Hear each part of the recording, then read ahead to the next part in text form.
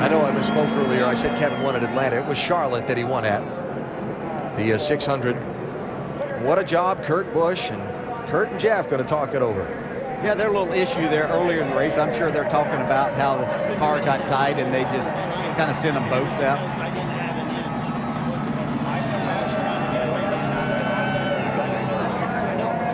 Things get a lot better when you end up finishing second and third. You can talk these things out. Yeah, and I think they have a lot of respect for each other. Yeah, no doubt.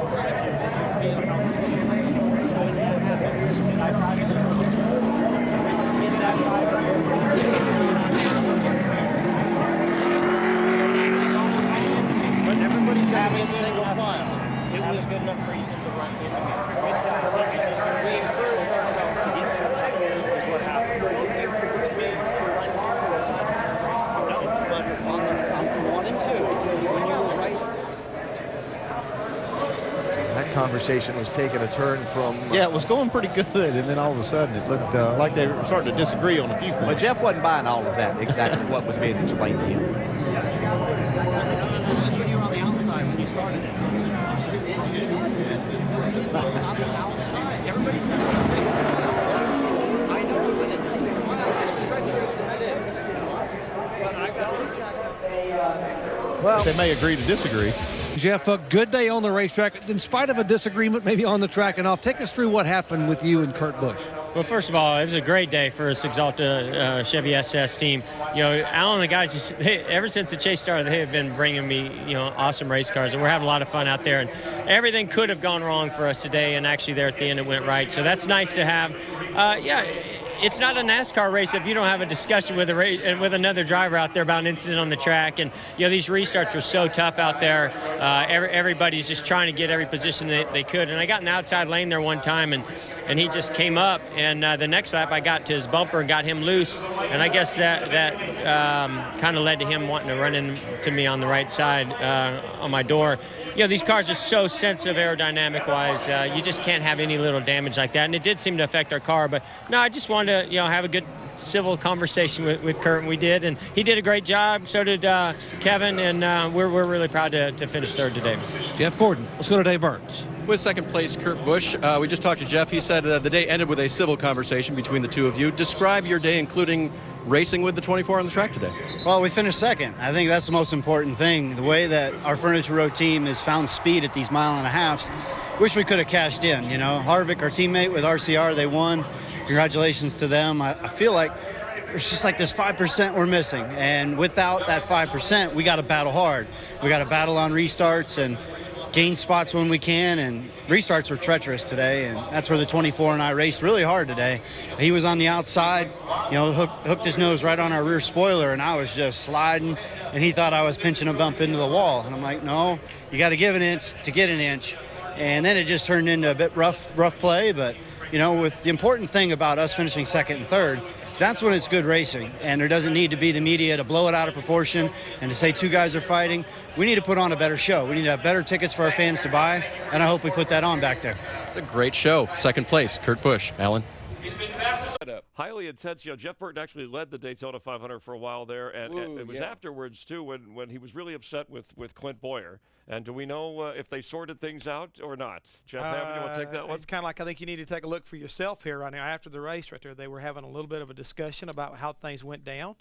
But, it's like... He's not happy. He's not talking Pinewood Derby right now. No, he's not talking Pinewood. It's like the Daytona 500s. You don't understand. I mean, that's the passion of our sport right there, of a guy who had a chance to win the Daytona 500 and felt like, maybe you could have helped me, buddy. Everything was fine. You noticed that Jeff was walking away until Clint had to get the last word, and when he saw whatever he told him, he came running back for some more. We've been talking all day about this. Busch driving for his brother in that monster number 54 car gets into the back of Justin Allgaier. Apparently, this skirmish started at the very beginning of the race with the first green flag. Afterwards, Allgaier and Kurt Busch had a few words talking about what went on the racetrack. Kurt was not very happy. He did, however, finish fourth.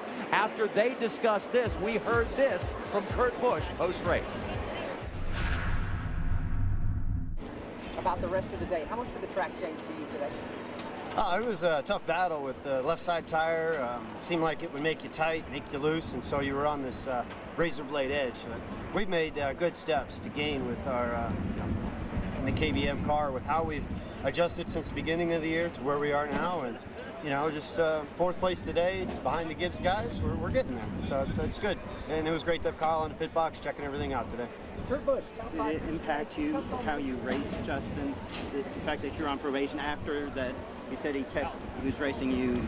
It refrains me from not beating the out of you right now because you asked me stupid questions. But since I'm on probation, I suppose that's improper to say as well.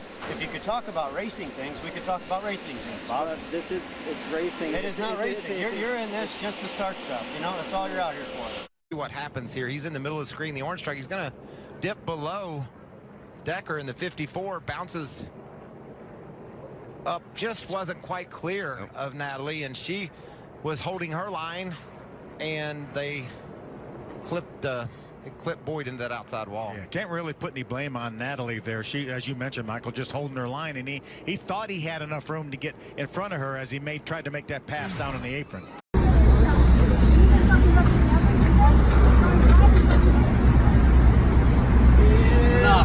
That's enough. Race is over, but in one case, it was tempers flaring between two teammates. For more on that, let's go down to Bob Dillner.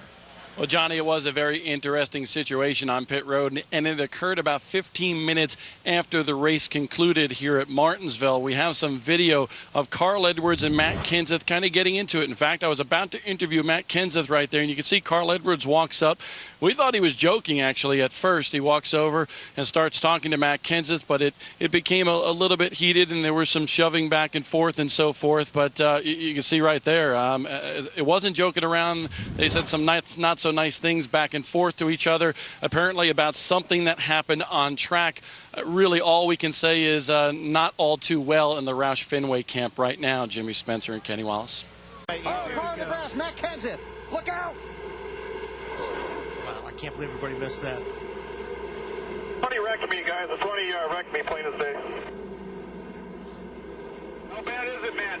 Matt Kenseth is in the wall. Drive it, but it's not good. Check what happened. There's Tony. Man, I don't know. It doesn't get much. And look at this. Up across the track. He was on camera on the big screens around the racetrack and said, move the camera. Now we're going to leave pit road. And NASCAR race control a moment ago told both these drivers, Matt Kenseth in the 17 and Tony Stewart in the 20, to settle down. Well, you know, Kenseth should be hot. He's got a race car that's probably not capable of winning the Daytona 500 now because of that. See the two teammates racing side by side, but Marcus Ambrose gets into the left rear of Brian Vickers. His teammates on the outside, nowhere to go.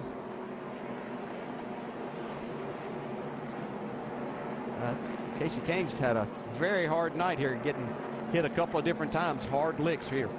And just like you said, Dale, it's more 3 wide entering the corner than I remember here. A lot of aggressive driving. That was a race for 26th position. It's not normally somewhere that you put yourself in a 3 wide position, and it wasn't even a door or really a slide opening there at all that Ambrose got. Now there's a little follow-up there. Tear it up any more if you can. Please, let it roll. Come.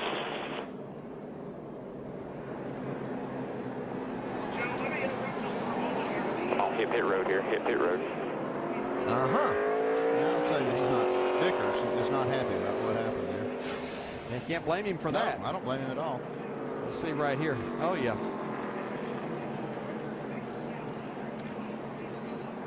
NASCAR has told Brian Vickers to take that car to the garage area and keep it there for a while.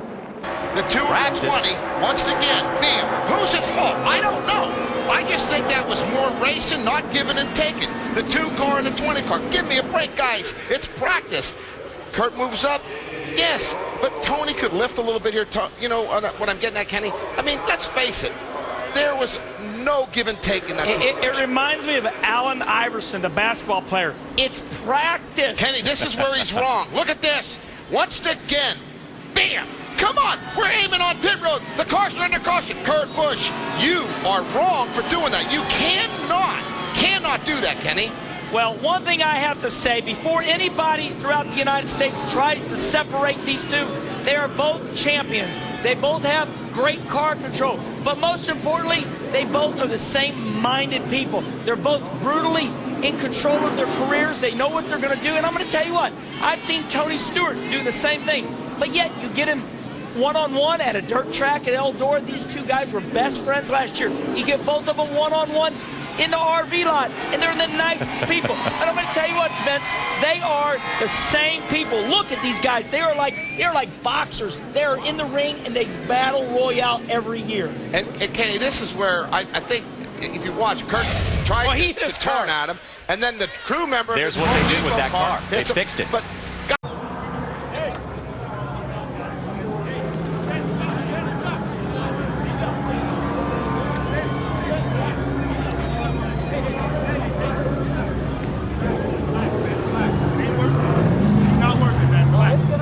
just relax, man. Relax.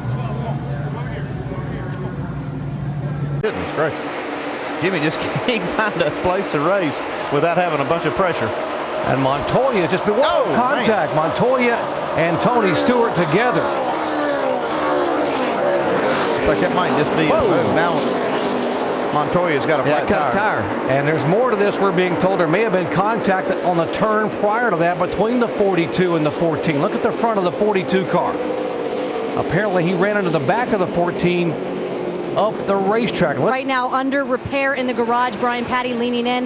They have no brakes. Right side damage. You can totally see it. Guys, it's important for this team to get back out there. The only chaser without a DNF this season. And you can see them working hard. Guys. Montoya didn't want to talk. Headed back to the hauler to cool off a little bit here. Well, the guy spinning sideways, Tony Stewart. Back in 1999 did it, and he spins it down, comes down across the racetrack and nudges the pit wall. He's a good driver. Could have had a little help right there. I say he had a lot of help. I saw that one coming for about 5 laps. Now NASCAR had just warned both of these teams, the 42 and the 14. As far as they was concerned, it should be over. And I guess someone didn't get the message. I think now, as far as Montoya, well, they warned the crew chiefs. It might be over. The bumper bar is up a little bit this time. I think it might be over now. Oh, yeah. Looks like Montoya was on a mission to settle the score.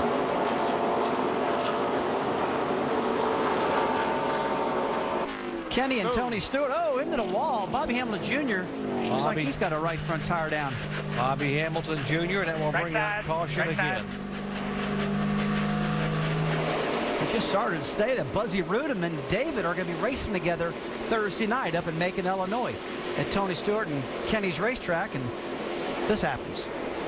Remember, we showed you the brake fire on the right front there earlier when they made those tire changes, and now the 25 car up in the wall. Yeah, I don't think it's related, but, you know, just a bad deal here with the right front going down. Onboard camera, let's see if we can see what happened. Oh, that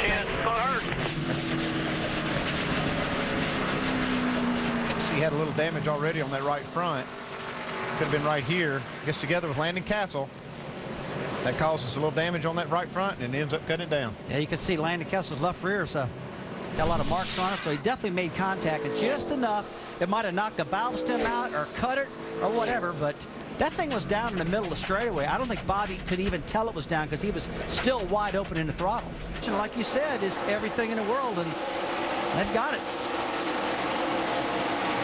That's Bobby Hamilton Jr. He's talking to the crew chief, Chad Walter, on Landon Castle's car, the 5 car that they got together with. Bobby Hamilton obviously not real happy.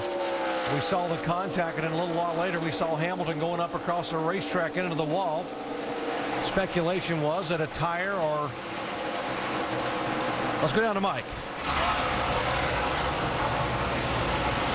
Bobby, obviously we weren't expecting you to go down in the 5 team. What'd you say to Chad? I just thought him the driver doing a hell of a job. Obviously Bobby Jr. doesn't really want to talk about it, guys. Bobby Hamilton not happy. He's going to let somebody know. See if he decides to have a discussion. Well, he's still mad. Not him, not him.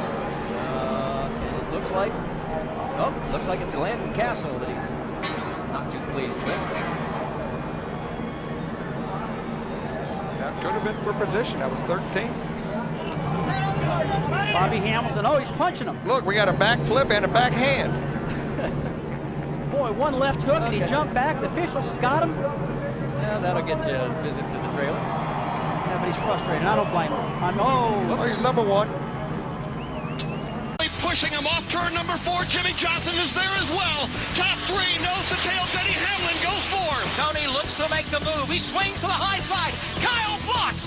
Tony gets it to Kyle. He hits the wall. Tony Stewart is going to win the Coke Zero 400, and several more cars spin at the start-finish line. A spectacular move, but you knew it was going to be something like that. If the second place driver dumps, quote unquote, the leader, then black flags his ass. He doesn't get the win. You know, if he's on him from behind and moves him out of the way and there's no wreck, then fine. You know, he can win the race. But if you're up alongside a guy and you dump him, then I'd say black flag him and give the win to the third place guy. Kevin Harvick and David Stremme get together just a little bit. Now this is with about 3 laps to go right here. Stremme had passed Harvick. That's off of turn 2. Put Stremme in the outside wall. Michael misses him. Johnny Sauter misses him. Here it is again from Harvick's onboard. Stremme had just passed Harvick a couple of laps before. And we stayed green right here. Right, that wrecks the right front of Stremme's car. Then watch the 60 of Greg Biffle battling David Green and Johnny Sauter, who gets loose right there. Green had an opening. Around goes Sauter. By goes Biffle. That Biffle blocks had up those the fresh racetrack. tires. The caution still was not out. No, we're still trying to finish this race under green. Now here comes Johnny Benson. On the outside of Stremme, whose car won't turn. Won't turn. And where did the one car go wrong? We'll find out momentarily. It may have been this right here, the payback. Yes. And that's why he will be at the Oval And of Office course, after the race. he doesn't understand that Stremme's been in a wreck and it wouldn't turn. David Stremme pulls in, and Benson is going to just have a word with him and just talk it through. The official is in there with him. And now it becomes a little crowded. And Johnny's saying, just wanted to talk to him and see what happened. yeah, he has no idea That's that his okay. right front's stuffed up under the dash. I'm telling you. Well, Johnny could see that as Stremme pulled in, but likely didn't know it at the time. This is just a total misunderstanding. But this is typical Bristol. But it's Bristol. I think that piece may have come out of your transmission. I think it's been real. You were in front of me. That just makes me feel a lot better, Doctor. Can you get this motherfucker out of my face? Why can't we tape this shit?